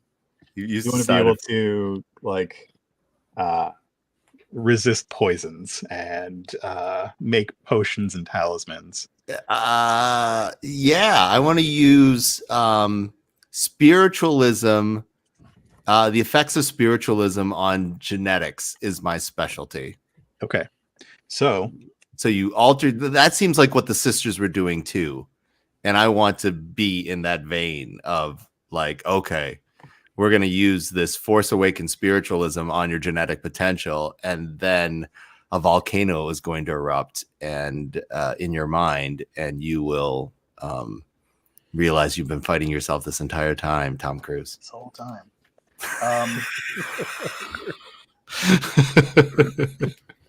I would like to know, as I try and find the book about this sort of character, where you learned this stuff. What's more fun? Was it what is the I like the idea of learning like growing up like Omega until I was a teenager, then escaping and learning spiritualism. So like I have a firm foot in super clone genetics and a firm foot in radical weirdo spiritualism. Okay. Where do you think you got this radical weirdo spiritualism? You guys said it was, what is it? Dantooine. Dantooine. You guys said it was Dantooine. Where the rebel base, where Leia says the rebel base is in A New Hope. Do they end up blowing it up? What happens to Dantooine after they go do things? In the Afra comics, I believe the Imperials just checked it out, found Afra, who was like Indiana Jones meets something significantly more wild than Indiana Jones, and I think they just left. There was nothing there. Dantooine is not where the Sith Temple is? Sith Temple. The Sith Temple where Ahsoka and Vader have it out? No. No. Malachor? Is that Malachor? No. Because that's a very Darth Maul Three Sisters story, right? Because you get to see. Oh, you're thinking Dantooine, Dathomir. Dathomir. Those are similarly named. They both. I like the idea of the planet that had the Sith Temple, or Dathomir, or both places. I went to both places studying all this kinds of stuff. So that makes sense. Good, bad. I'm the one who can rewrite your DNA. Like that's with Magus, who we can't see because it's nice and blurry. There are certain talents on here that have this little icon. Ooh, I love icons. You're which one. Means if you even own that talent, if you have purchased that talent, you get a point of conflict every session. Isn't that good? Isn't conflict great? No, it's a dark side talent. So that makes some sense. Can you be a good dark side person in this game? You cannot. There is no such thing. What? Seems judgy. This could be why it's my last rodeo. Eventually, I know that I will succumb to the dark side of the force and I'll be incapable of doing kindness. Maybe that's it. That's terrible. I'm very attracted to that. Yeah. Well, since we've got Smuggler Scoundrel there, do you want to go through how to actually make your character? Do it. Yeah, let's go through a little bit of this, and then we'll. Okay. I think that'll be a good point to stop, and All right. we'll. Yeah. Brown leader will lead us. Do it. Sure, absolutely. Do it. All right, cool. So you are going to be a Mandalorian human. No, actually, I'm going to be the. The Shistavanen. Shistavanen. Perfect. Ooh. That's more fun. Yes. I think, coming as a person who is currently playing a Mandalorian in a campaign. Okay, Shistavanen. So you're gonna hit edit up at the top, and we're gonna change some of your stats. All right. If you scroll down, The species. you'll want to change your species to Shistavanen, which is somewhere in there. Right there. Yep. How do you spell that? Oh, he's looking it up. Oh, he lost points. I was so excited about. I wrote it down. That's worse. All your stats you can come up with later. Okay. And we'll just do some of the technical stuff. So each species has a different array of characteristics. So your brawn, agility, intellect, those are your characteristics. So across the board, Shistavanen have a 2, a 3, a 3, a 2, a 1, and a 1. Is a 1 good? Is A 1 being is- number 1 is the no best? Oh, 1. But first is it's the worst. Okay. Now, Shistavanen also have we get to calculate your brawn. So your brawn, where your wounds. Okay. Your threshold under wounds is going to be 12 plus your brawn. So you have 14 wounds, which is pretty high. Okay. Whoa.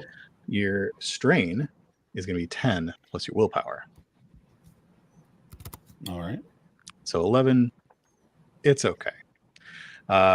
Strain is an economy. You get to use strain during the game to do extra stuff, and you can recover strain at the end of encounters or with good dice rolls. Your wounds are not an economy. You want to keep those wounds. Your current wounds, we start low and we go up. So 14 is your threshold. You don't want to go over 14. Okay. Bad things happen when you go over 14. Makes sense. Your soak is going to be equal to your brawn. So it's 2. All right. Question. Yes. If later on Brown Leader, through his great and magnanimous virtues, somehow increases his brawn on Mudhorn, would that change all these stats, or are these stats? Oh, okay. So you do recalculate stats based on other stats. So your characteristics, the only time you're allowed to change them is right now. Okay. You can get talents later on that'll let those numbers go up, but that's the only other way you can do it. Are characteristics all of this chart that we're seeing right here? It's the horizontal 2, 3, 3, 2, 1, 1. Okay. Yeah. And the derived stats from above it, are those all considered characteristics, or Nope, just the ones with the green bars behind them. Okay. Your soak, your wounds, your strain, those can all go up with other stuff. So for D&D terms, your character abilities, your strength dex, whatever it is, these are that's okay. Those are those. Okay, cool. All right. So you are a scoundrel. That's correct. Yes. Okay. Scoundrel. Grab my scoundrel book. Wow. The fact that he knows that the book exists is part of memorizing the 40 books. He'll even be able to know where in the book this is. Like, see, this is a good use of dedicated space. Like, I once upon a time did the ratio of how many tons a power core was for my 100-ton mech, and that is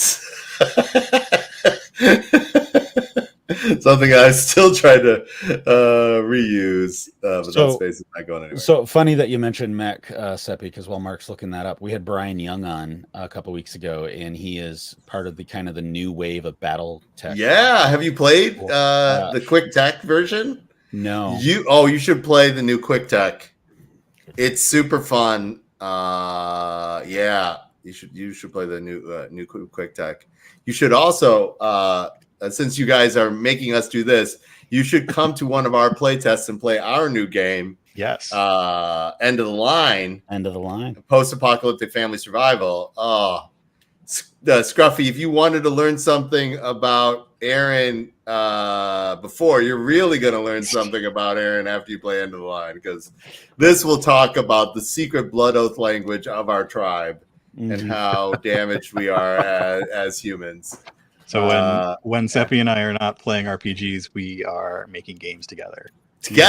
It's crazy. It's a little crazy. And the next one that is going to crowdfunding is End of the Line on July 9th. Yeah, I saw your post on that. Yeah. That's cool.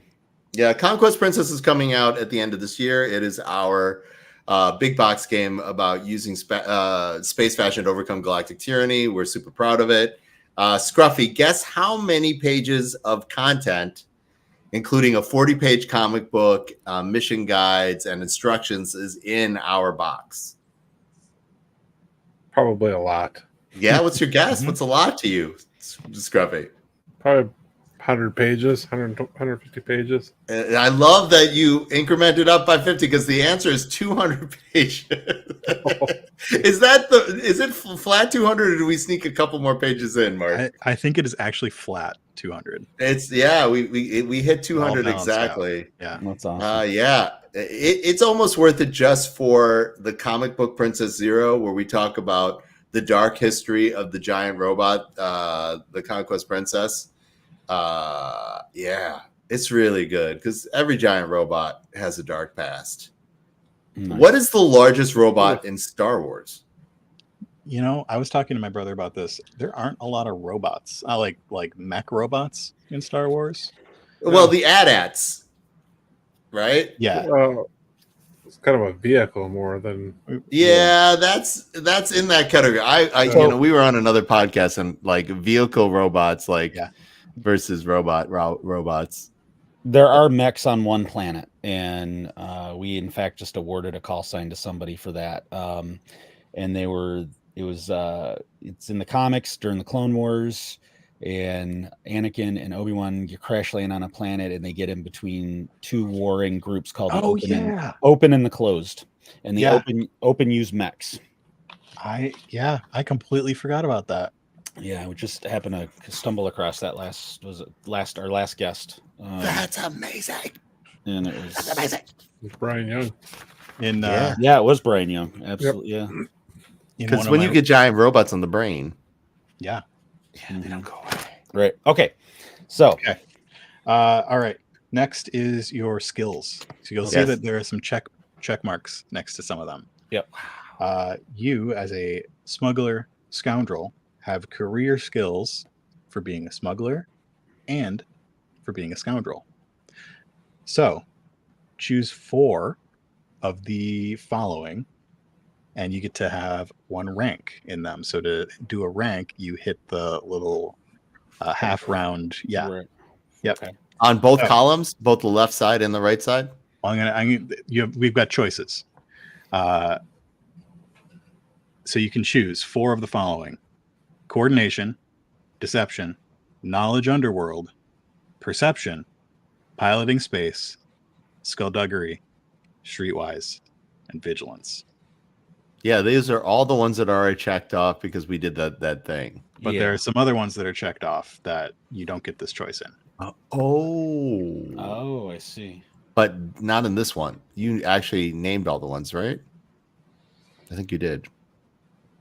So coordination, deception, so not cool. Not cool. Coordination, deception, underworld, which is in the right bottom. perception, piloting space, skullduggery, streetwise, and vigilance. Cool. So now, piloting space is flying your ships. Right. Piloting planetary is riding your speeders and swoops. Yeah.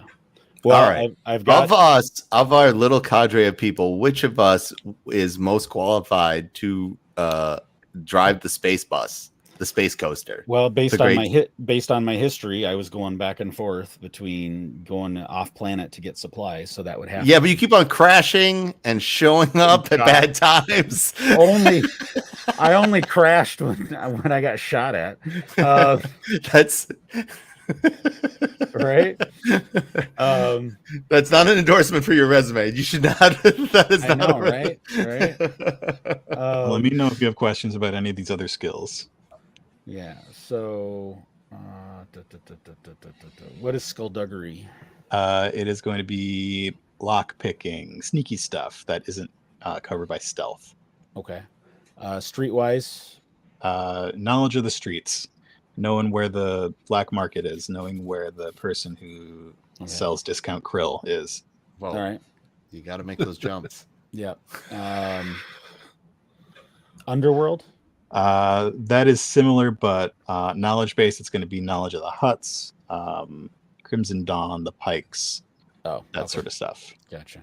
So really, then I want to go back to probably vigilance. Well, no, if not vigilance, because obviously I stumbled into the Mudhorn den. Yeah. Or does that what changed you? So you're now hyper vigilant. Yeah, you learned from your mistakes. Oh, that could be. And take then, a pew pew skill. That's not a choice yet. Oh, okay. That's not a choice yet. Okay. So what would be better, perception or coordination? Now this is the one you stumbled in. This is the one I would not let you do. The coordination. Or did you go on this vigilance coordination? You're like, I will never let that happen again. I will be that guy. Coordination is going to be walking a tightrope. Any sort of physical stuff that's not covered by athletics, which will be that guy. Be that guy, Brown Leader. Be the guy who learned from his mistakes. I love that. Like you have this signature item, and that defined why you became vigilant and coordinated. You're like, well, now that I've lied to everyone, I've got to. Right, that's true. That's true. Or would it? You lied to everyone. Do you want to take deception? Ooh, that's a good point. Deception. Lying really worked. Okay. Now, since you are also a scoundrel, you have 4 more choices, and you get to choose 2 of them. 2 of the following: charm, cool, deception, or ranged light. Ranged light is your blaster pistol. Range light. Charm, cool, deception, ranged light. And you can do a second rank in deception if you wanted to. Oh. That's sneaky. Or you could be so cool. You could be so cool. I just got lucky in lying.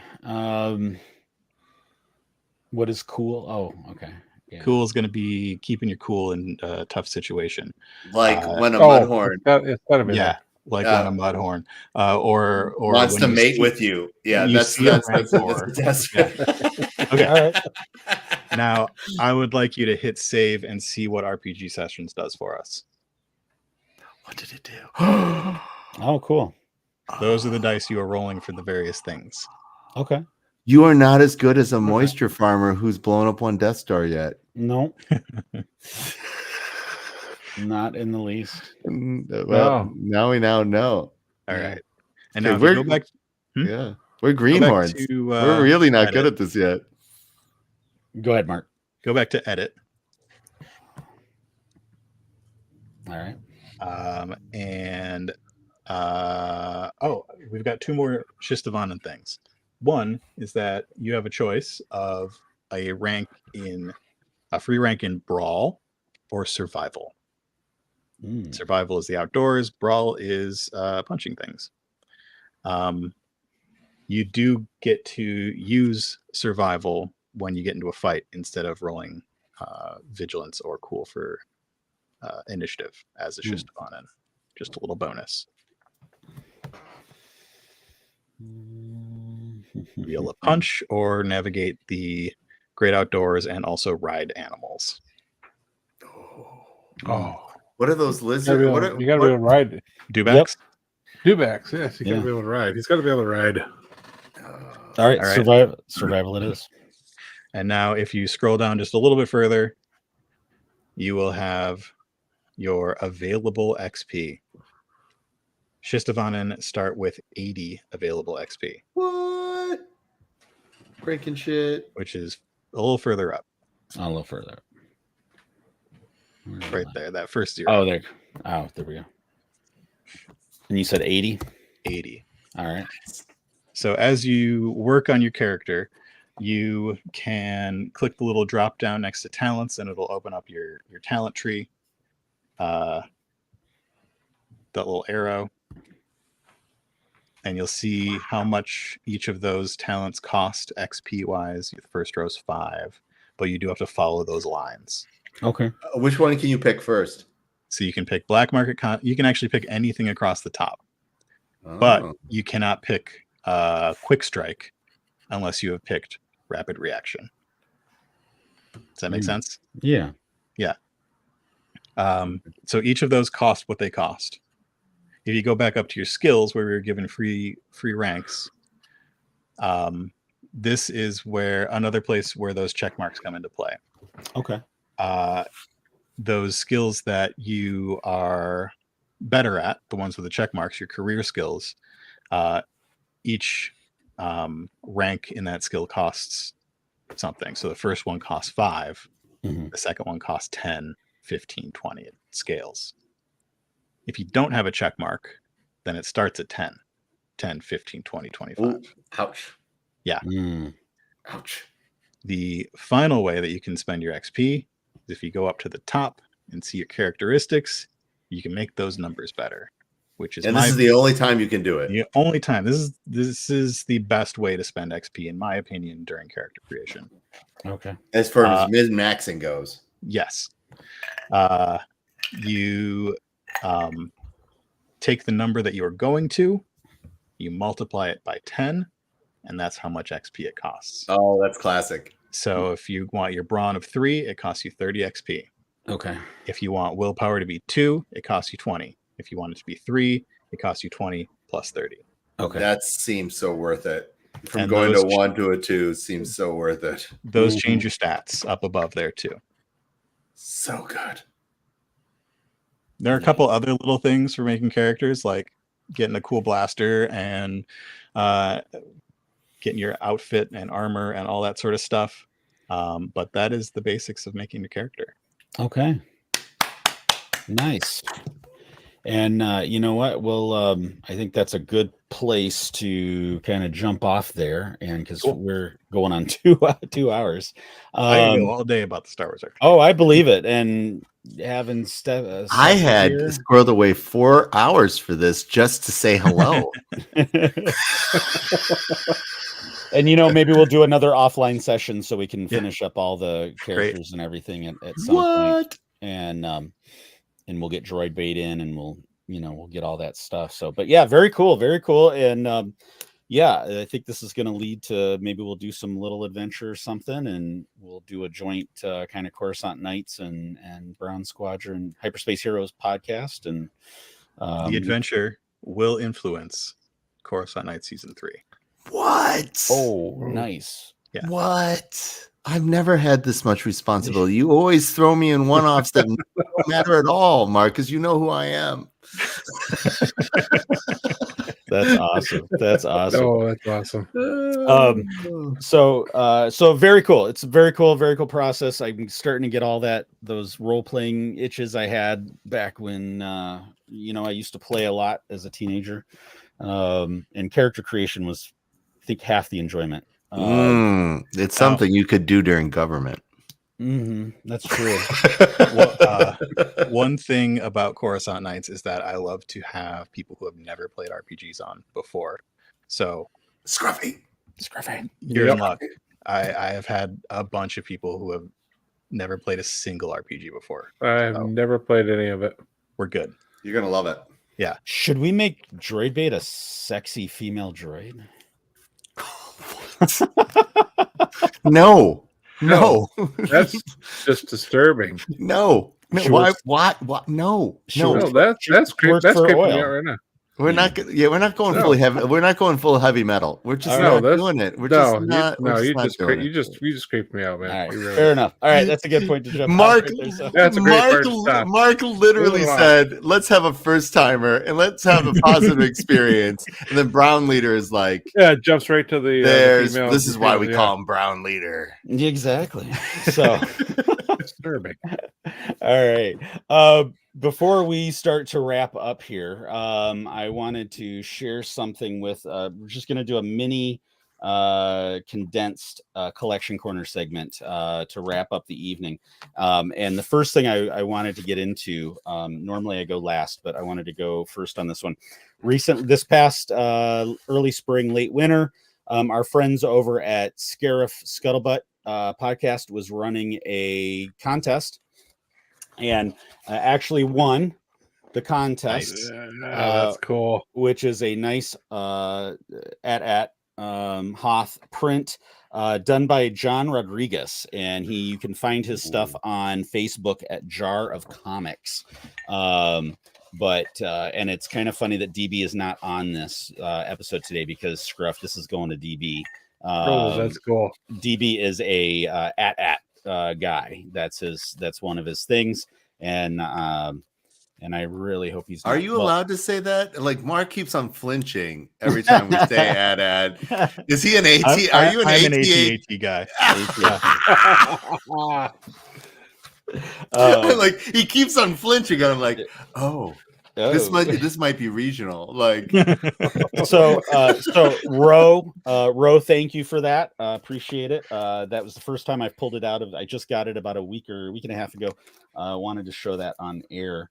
And we can go full Motor City review everything since then. We'll do that on the next episode. Scruff.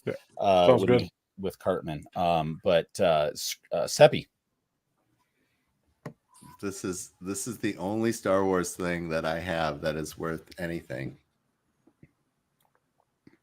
Oh wow. What is that? I love this game so much. Tell us about the Queen's Gambit. This is the Queen's Gambit. Now, the best thing about the Queen's Gambit is you put on episode 1 and start playing the game, and by the time you are to the various parts of the game that matter in the movie, they show up at the same time, and the game ends at about the exact same time as episode 1. It is my favorite Star Wars game by a lot, and you can see it's got the old school Avalon Hill logo. It's worth a lot of money. They will never get the license to print this. I don't think my version of the game is particularly well kept because it is well loved because it has been played a bazillion times. But this is a $500 board game. Wow. The Queen's Gambit board game is worth it. Like it's pretty. It's cuckoo bananas. I love cool. that game. It is my. I knew I was going. I brought it. I was like, yeah, yeah. It's my one piece of Star Wars. That's very cool. Mark. So this shelf behind me is all of my Star Wars books and all of my most of my RPG books, but not my Star Wars RPG books. I collect a lot of Star Wars books, and some of my favorite ones are vintage Star Wars children's books. Oh, that is cool. So this is like an Ewok perspective legend about Wicket, obviously. We've got the Wookiee storybook, which has this beautifully horrifying art that I just love. Oh, that is awesome. That's great. My Ewoks, like mini Ewoks collection. And there are just so many like weird little books with weird little plots. Like this It's super blurry, but this one's like about a moon that is gonna hit a planet, and it's And they're like, all canon. And they're all canon. they're in my canon.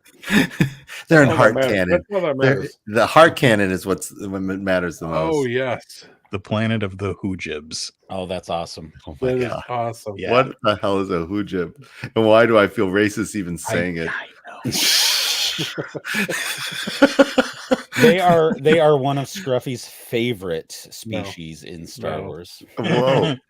No, Jackson the rabbit is a hoojib. Jackson, he's a green 6 foot You've tall never seen? rabbit. You've never, Oh, Mercenary. That's a bounty. Hoojib. oh yeah, Oh. that's right. The little the little hoojib. guys, Yeah. wow. What was Jackson? A And- Leppy? Leppy. Leppy. Yes. Okay. Oh my.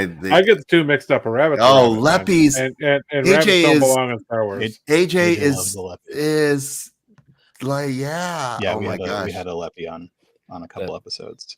That's awesome. Yeah, the hoojibs look like Dr. Seuss characters. And Little they bit. sound Oh like yeah, yeah. Yeah, Mhm. the star belly hoojib. Scruffy, do you have anything? I know this was a busy week for you because yesterday was his birthday. Yesterday was the birthday. Wow, all of Brown's squadron gets old at the same time. We That's how do. you guys know as we a do. team. We're you literally know. within weeks. DB's birthday was a couple weeks ago. Yep, Mhm. all within a few weeks. Mhm. I got this today from BS. It's an awesome travel mug. I did pick up a couple of these from Cheese. They're Oh, nice. window screens. So when my co-pilot is riding in the back seat in his little car seat, I have a 5-pound Yorkshire Terrier. He likes to ride in his little seat in the back. I can put the things up, so keep the sun off of him. Aw. Oh, and Star Wars Mad Libs, which we are going to start working on here soon I Oh think my so. God. to go with somebody's bad or dad joke book. So something that we also got recently at Motor City Con, which is Oh, yeah. one of my favorite things, is Scruffy. Yes. No, which one's Scruffy? Exactly. Oh wow, we're gonna go there. Okay. So, and I will leave you with this, Scruffy, about your birthday. Your present is somewhere in Traverse City, and that's all I'm going to tell you. Oh no, And you'll know it when you see it. it's fudge. So, What? mhm. It's fudge Yeah. Why am I just a little scared? because it's fudge. But one thing also I wanted to share real quick in Collection Quarter, we went to Motor City Con 2 weeks ago, and we went down there for one main purpose. We enjoyed the con, but we went down for one main purpose, and that was to meet Paul's son, Hung Lee, who was on my bucket list to meet. For those that don't know, he is Carson Teva on Star Wars. He is also currently Uncle Iroh in Netflix's Avatar, and he started on a fun little sitcom that I enjoyed called Kim's Convenience.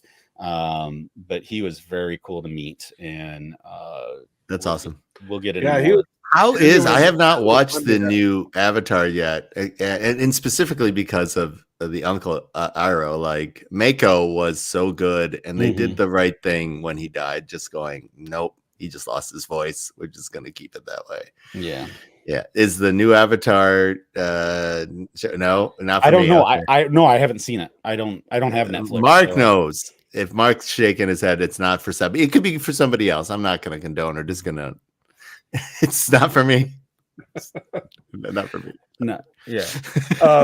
So why don't why don't you guys go ahead and just tell everybody about Coruscant Nights, the Discord, the Fight in the Box, plug all your stuff.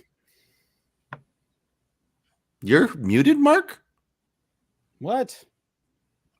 We can't hear Mark. No. What happened to Mark? You hit Oh. them. Did you? There we go. Anything? Now, There you go. now Yeah. you're working. So You were saying all those flattering things about Avatar, and I thought you we'll were being talk about coy. it tomorrow. Okay, we'll talk about it. Whoa. Ooh, okay. We'll talk about it when your father gets up. Like, oh god. So I run Nightcast Creative. We make lots of podcasts. Coruscant Nights being the main one, but also the other place, which uses the sibling system without the Star Wars stuff. It's a fantasy show. Seppi joins me on YouTube for Lone Gamers of the Apocalypse. And I run a very friendly Discord server if you want to come and talk about Star Wars or RPGs or other nerd stuff. Everyone there is super nice, and they jokingly, seriously call it the nicest Star Wars podcast Discord. Yeah, it's weirdly nice. It's like Stefford Wives nice. It's like crazy. It's like they're very nice people, and they're all interested in being nice to each other. It is great. It is, absolutely. And we all just play games together. So if you want a friendly crowd to try things out, come visit us on Discord, Nightcast Creative. Very cool. I always feel so bad when we get the nice Nightcast Creative people over to the Fight Fans Discord to play one of our games, because invariably cannibalism is involved, and these nice people are like, "I guess I'm eating you." Ha! Oh well. Oh, sorry, AJ. Ooh. Do you guys have Mark? Is any of your stuff on social where people can follow it? Currently only on Instagram. Okay. And YouTube. Okay. Yep. Nightcast or Coruscant Nights on those places. Because I've dragged him every place else as part of Fight in a Box. He is now on all the other platforms because of it. Yeah, I'm on Fight in a Box everywhere. Yeah. Right. Coruscant Nights. I had to escape the internet somewhere. Yeah. Social media. But you can't get away from me. Can't get it away completely. Yeah, I'm like a bad penny. No. Keep on turning up, Mark. Seth, did you want to plug Fight in a Box real quick? Yeah, absolutely. If you're looking for irreverent dark humor board games that are smarter than they look, come join us. We have the critically acclaimed Conquest Princess. The theme might seem like Lightspeed, but the gameplay is definitely dark matter. End of the Line has been talked about as the meanest board game in the history of board games, and the newest version of the game is even meaner. So we have two polar opposites. We have two polar opposites games. One that uses fashion and friendship to overcome galactic tyranny, where you can't even die. Like, no one dies in Conquest Princess. And on the reverse end, we also have a game that has literally every trigger warning ever associated with the game, because that seems like I want to be a light and dark force user simultaneously, and I have always wanted to be a light and dark force user at the same time. You can come join us for playtest 3 times a week. It's super fun. You can also find us at conventions coming up at Origins Game Fair in Columbus, Ohio, Convergence in Minneapolis, and Gen Con in Indianapolis coming up through the summer. Otherwise, if you're interested in supporting indie board games and learning what that's about, you can follow us on TikTok. But particularly if you're interested in designing games, I do board game design tip for the day, 15 seconds to help you think about designing your game.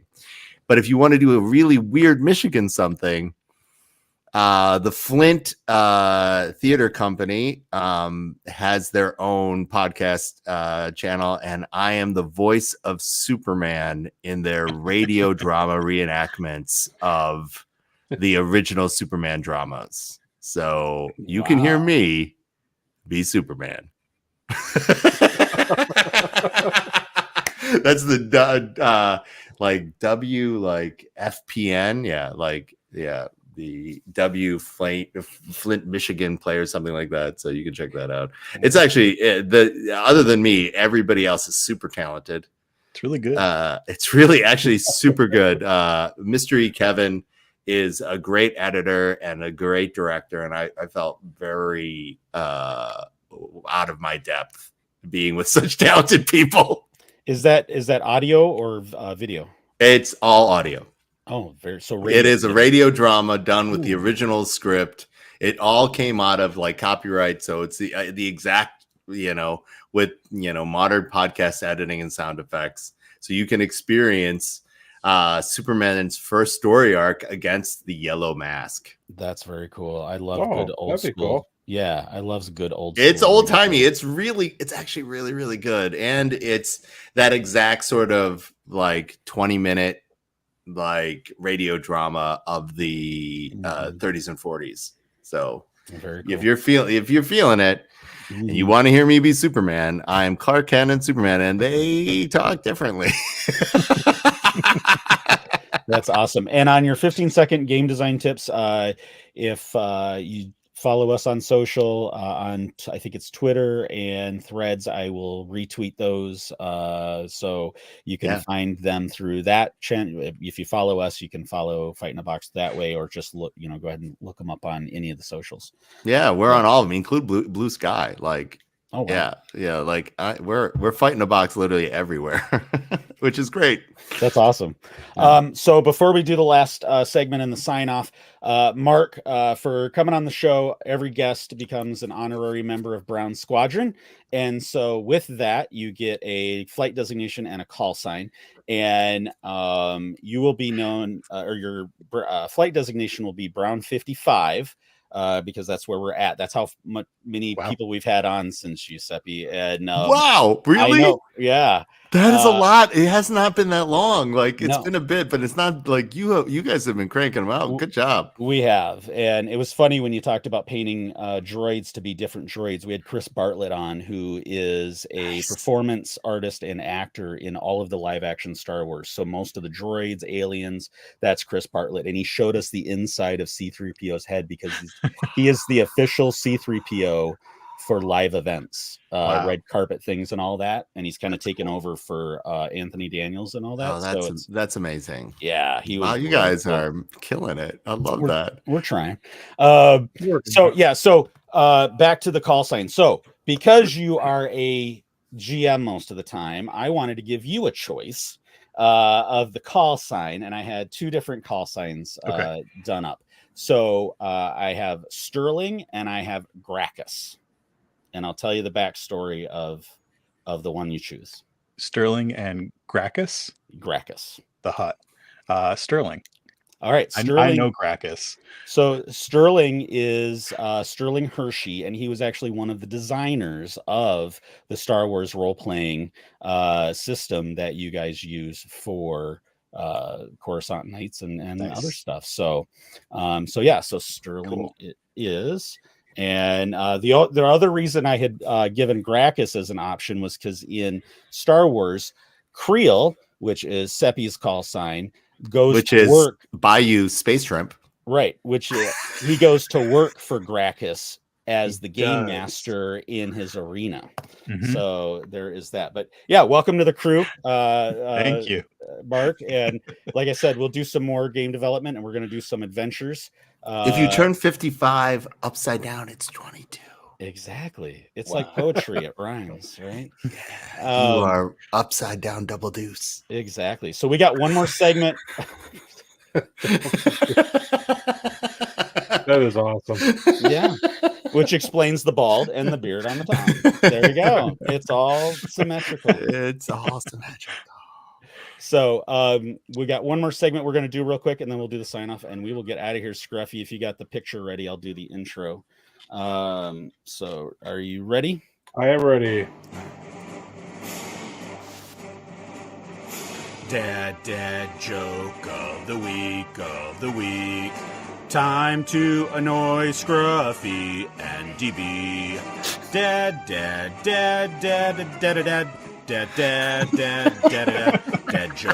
of the week. All right, so there's a reason you've had 33 guests on like that. That would get me here. I don't care who you are. He wrote that on his way home one night. I did. Literally. We pull our jokes from Kelly Knox's Star Wars Dad Jokes book that just came out back in April. And we had her on the show and we played that for her. And she was laughing on the outside, but I know she was crying on the inside probably. So it's a weekly segment that we were doing. And I wrote that intro on the way home. Scruffy is absolutely correct on that. So we're just going to open. All right. I recently found out how much it cost to build the Death Star. It was astronomical.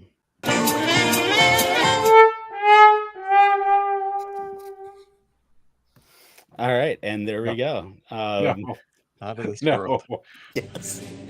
That was Dad Joke of the Week Now don't you feel absolutely complete? All right, and with that is the end of another episode. Mark, Wow. Seppi, thank you for coming on, guys. Thanks for having us. Really appreciate it. That was worth 2 hours of my life. That was amazing.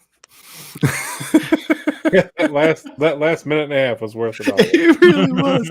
Like, oh my God. Like Mark had to suffer through me. I feel bad for him, but oh my God, I am now complete. It's amazing. So follow us on socials. You can email us at brownsquadron@gmail.com. You can find us on every social media, shooting our slide into the DMs, just like I slide into Scruffy's, and shoot us a message. Tell us what you like about the show. Join us for future live streams. We do them every week. Next week, we're going to actually go local right here in Traverse City, and we're going to have a local DJ that is a fellow nerd as well, and he's going to be joining us for that show on that. And then we've got some other things coming up in the month of June. So with that, this is Brown Leader signing off for the crew, and you have been listening and watching Hyperspace Heroes. That's no moon.